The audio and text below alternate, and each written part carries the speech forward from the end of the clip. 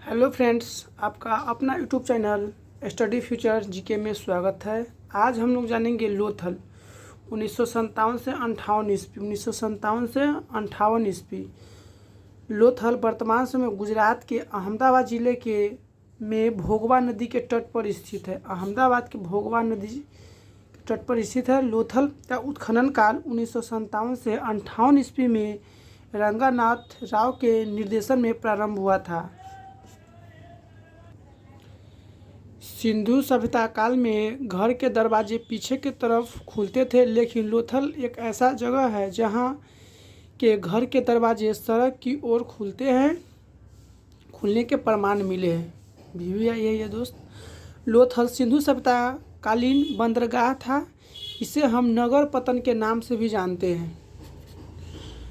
लोथल से फरस के माप तौल के पैमाने में प्राप्त हुआ।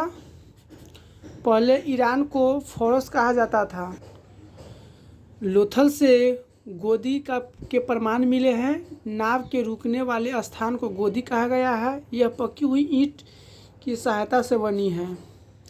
लोथल से युग्मित समाधि प्राप्त हुई है जो स्त्री पुरुष की है।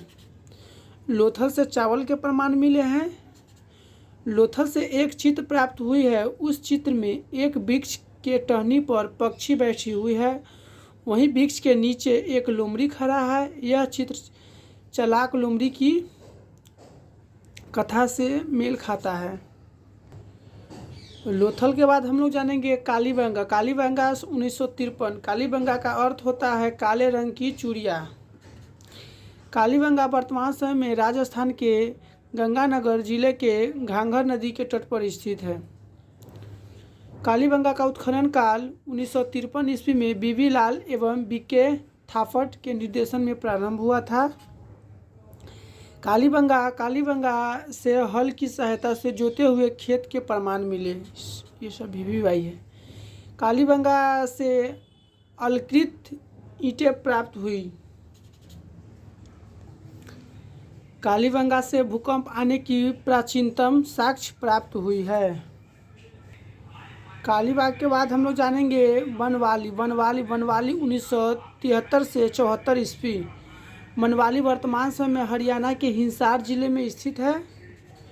बनवाली के उत्खनन काल 1973 से 74 ईस्वी में रविंद्र सिंह बिष्ट के निर्देशन में प्रारंभ हुआ था। बनवाली से मिट्टी का बना हुआ हल जैसे खिलौने प्राप्त हुए।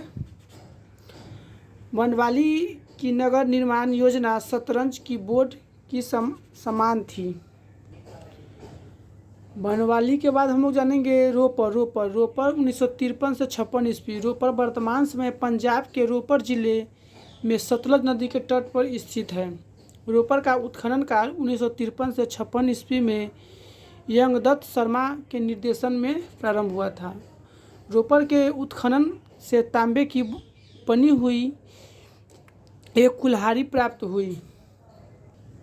रोपर के बाद हम लोग जानेंगे रंगपुरा 1953 ईस्वी। रंगपुरा वर्तमान समय में गुजरात के काठियावाड़ जिले में मादर नदी के तट पर स्थित है। रंगपुरा के उत्खनन से धान की भूसे के प्रमाण मिलते हैं। देश की आज़ादी के बाद भारत में सबसे अधिक उत्खनन कार्य गुजरात की धरती पर हुई है। ये सब भी आई है। रंगपुरा के उत्खनन काल 1953 ईस्वी में रंगानाथ राव के निर्देशन में प्रारंभ हुआ था। रंगपुरा के बाद हम लोग जानेंगे सुरकोटाड़ा 1964 ईस्वी। सुरकोटाड़ा वर्तमान समय गुजरात के कच्छ जिले में स्थित है। सुरकोटाड़ा का उत्खनन काल 1964 ईस्वी में जगपति जोशी के निर्देशन में प्रारंभ हुआ था। सूर्यकोटारा के उत्खनन काल से घोड़े की अस्थियां प्राप्त हुई है, लेकिन सिंधु सभ्यता काल के लोग घोड़े जैसे जानवर की महत्व से अपरिचित थे। अब हम लोग जानेंगे धौलावीरा 1990 से 91। धौलावीरा का उत्खनन 1990 से 91 ईस्वी में रविंद्र सिंह बिष्ट के निर्देशन में प्रारंभ हुआ था। धौलावीरा सिंधु सभ्यता का सबसे नवीनतम एक एवं बड़ा स्थल माना जाता है। धौलावीरा से जल निकासी के सुंदर प्रमाण मिले। धौलावीरा में सबसे बड़े लिपि के वाणी प्राप्त हुए। भी है ये सब। धौलावीरा से सुरक्षा गृह जैसे संरचना प्राप्त हुए। सिंधु सभ्यता के पतन के निम्नलिखित कारण माने जाते हैं।